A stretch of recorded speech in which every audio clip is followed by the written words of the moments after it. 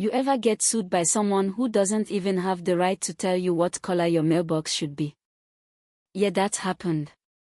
And not just sued, I'm talking full courtroom showdown, witnesses, binders, the whole drama over a house I legally owned, outside any HOA, just because one woman decided my sunflowers and basketball hoop were a personal attack on community standards. Her name was Karen Holloway, and I swear to you, she thought she was a one-woman city council. It started 6 months earlier, when I bought what I thought was going to be my forever home, cozy little ranch-style place, big yard, creek out back, and most importantly, not under any homeowners association. That was non-negotiable for me. After years of renting and putting up with absurd landlord rules, I wanted freedom. No letters about lawn height, no citations for wind chimes being too reflective, just peace. And for a while, I had it. Mornings with coffee on the porch, evenings tinkering with garden lights, Tucker, that's my dog, chasing squirrels like he was on patrol. The neighborhood was chill, older folks mostly, the kind who wave but don't ask questions. Then one afternoon, Karen showed up, blonde bob, clipboard, and a smile that said, "I've already decided I don't like you." "Welcome to Willowbrook," she chirped, handing me a packet thick enough to qualify as a novella. "While technically your property lies just outside the HOA line, we really encourage all homeowners in the extended area to comply with our guidelines. It's about community cohesion." I looked at her, blinked, and said as politely as I could, "I bought this house because it's not under any HOA. No offense, but I pass." Her smile tightened like someone just pinched her soul. She left without another word, but from that day on, it was game on. First came the notes: "Your grass exceeds the acceptable height, trash bins must be stored out of sight, your mailbox color is not in compliance." Notes, mind you, with HOA letterhead made to look official, except they weren't what the paper they were printed on. Then came the photos. I'd catch her standing across the street, zooming in with her phone like she was building a case for Dateline. When I installed security cameras, she called the police to report me for invasive surveillance. The cop literally laughed. He was the same guy who helped me move in. But she didn't stop. She sent fake citations complete with fines for my truck being parked on the street, for kids' chalk drawings on the sidewalk, for having unauthorized flora in my flower beds. That's a direct quote. I tried reasoning. Showed her the deed, the plat map, even county records proving I was beyond the HOA's legal reach. But Karen had this look in her eye like facts just bounced off her. It escalated fast. She started telling neighbors I was bringing down property values. She'd walk past during dinner hours, snapping photos, shaking her head dramatically like she was watching a crime scene. And then, one Sunday morning, I got served a lawsuit from Karen and the Willowbrook HOA, demanding I join the association retroactively, pay 6 months of back dues, plus over 20 grand in fines and damages.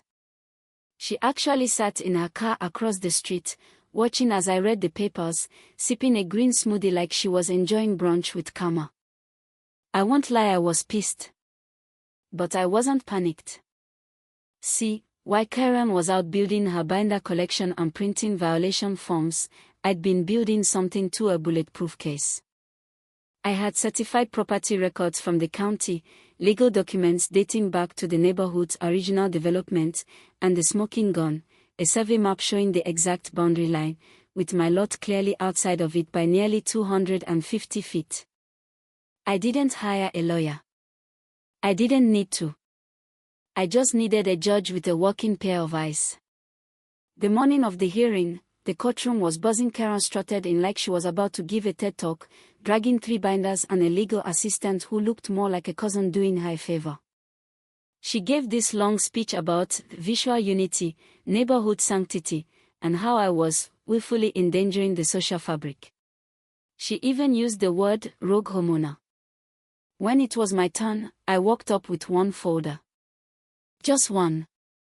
"Your Honor," I said, "this lawsuit is based on the assumption that the HOA has jurisdiction over my property." "It doesn't." Here's the official county plat map, the deed, and the original HOA charter showing the boundary lines. My home's not inside them. The judge took one look. I watched his expression shift from polite interest to something sharper. He flipped through the documents, then looked at Karen. "Did you verify these boundaries before filing suit?" he asked. Karen straightened up, smiling like a student with the wrong answer.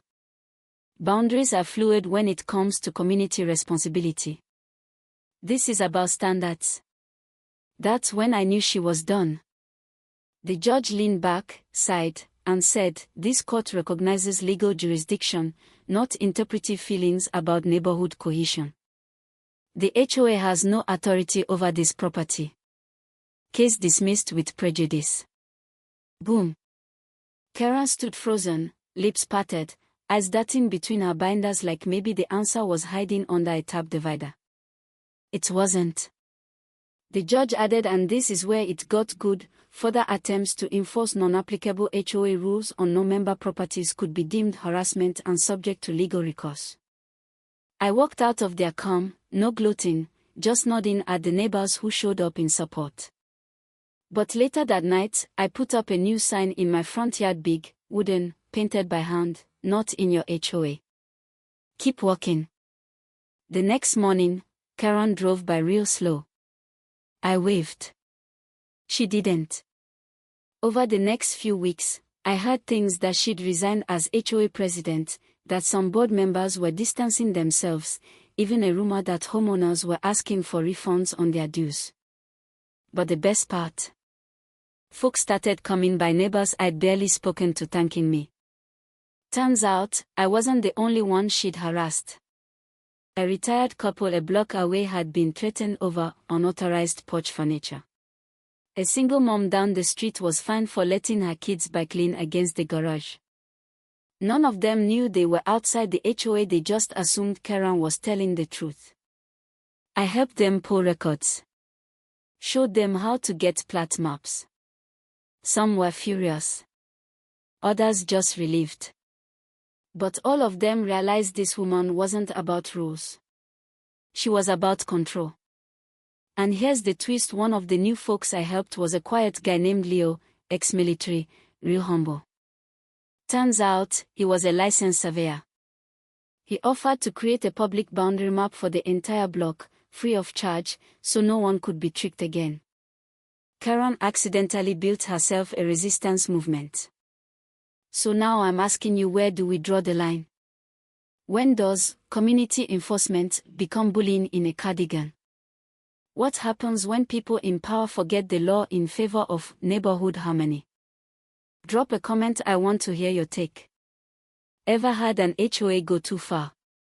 Or someone like Karen in your life who just couldn't mind their own law? Let's talk about it, because the fight for your front porch might be more important than you think.